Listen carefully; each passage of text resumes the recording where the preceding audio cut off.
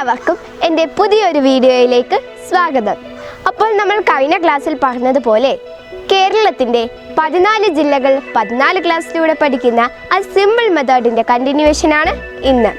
നിങ്ങൾ ആദ്യമായിട്ടാണ് എൻ്റെ ചാനൽ കാണുന്നതെങ്കിൽ സബ്സ്ക്രൈബ് ചെയ്യുക, പിന്നെ ആ കുഞ്ഞു ബെൽ ഐക്കൺ കൂടി ഒന്ന് പ്രസ് ചെയ്യുക.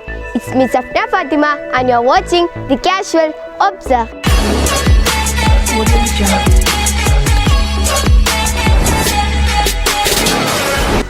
Okay guys, let's start.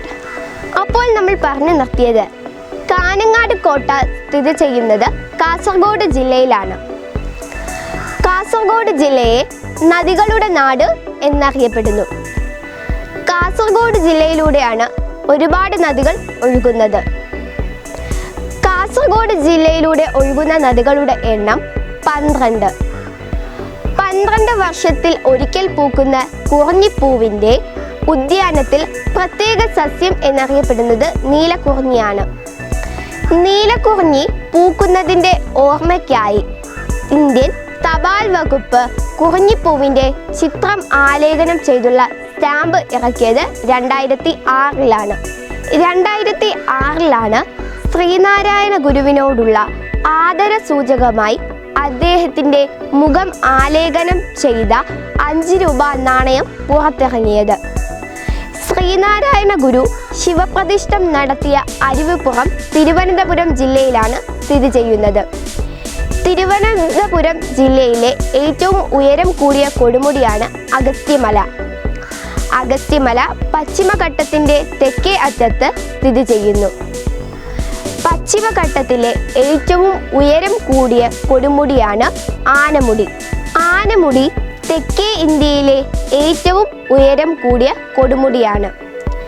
തെക്കേ ഇന്ത്യയിലെ രണ്ടാമത്തെ ഉയരം കൂടിയ കൊടുമുടിയാണ് മീശപ്പുലിമല. മീശപ്പുലിമല സ്ഥിതി ചെയ്യുന്നത് ഇടുക്കി ജില്ലയിലാണ്. ഇടുക്കി ജില്ലയിലാണ് കേരളത്തിലെ ആദ്യ ഡാമായ മുല്ലപ്പെരിയാർ ഡാം സ്ഥിതി ചെയ്യുന്നത്. മുല്ലപ്പെരിയാർ അണക്കെട്ട് സ്ഥിതി ചെയ്യുന്നത് പെരിയാറിലാണ്. പെരിയാർ നദിയെ ശങ്കരാചാര്യർ പൂർണ്ണ എന്നറിയപ്പെടുന്നു. ശങ്കരാചാര്യരുടെ ജന്മസ്ഥലം കാലടിയാണ്. കാലടി എറണാകുളം ജില്ലയിലാണ് സ്ഥിതി ചെയ്യുന്നത്. എറണാകുളം ജില്ലയിലെ വൈപ്പിൻ ആണ് ഏറ്റവും ജനസാന്ദ്രത ഏറിയ ദ്വീപ്. എറണാകുളത്തെ വൈപ്പിനുമായി ബന്ധിപ്പിക്കുന്ന പാലമാണ് ആയംകടവ് പാലം. ആയംകടവ് പാലം സ്ഥിതി ചെയ്യുന്നത് കാസർഗോഡ് ജില്ലയിലാണ്. കാസർഗോഡ് ജില്ലയാണ് കേരളത്തിൽ പുകയില കൃഷി ചെയ്യുന്ന ജില്ല. കേരളത്തിലെ പുകയില രഹിത ഗ്രാമമാണ് പനമരം. പനമരം വയനാട് ജില്ലയിലാണ് സ്ഥിതി ചെയ്യുന്നത്. അപ്പോൾ ഓക്കെ അല്ലേ? എല്ലാവർക്കും എൻ്റെ വീഡിയോ ഇഷ്ടപ്പെട്ടെന്ന് വിശ്വസിക്കുന്നു. നിങ്ങളുടെ അഭിപ്രായങ്ങൾ കമൻറ്റ് ചെയ്യുക. വീഡിയോ ഇഷ്ടമായാൽ ലൈക്ക് ചെയ്യുക, ഷെയർ ചെയ്യുക. Okay, see you friends. This is Safna Fatima signing off.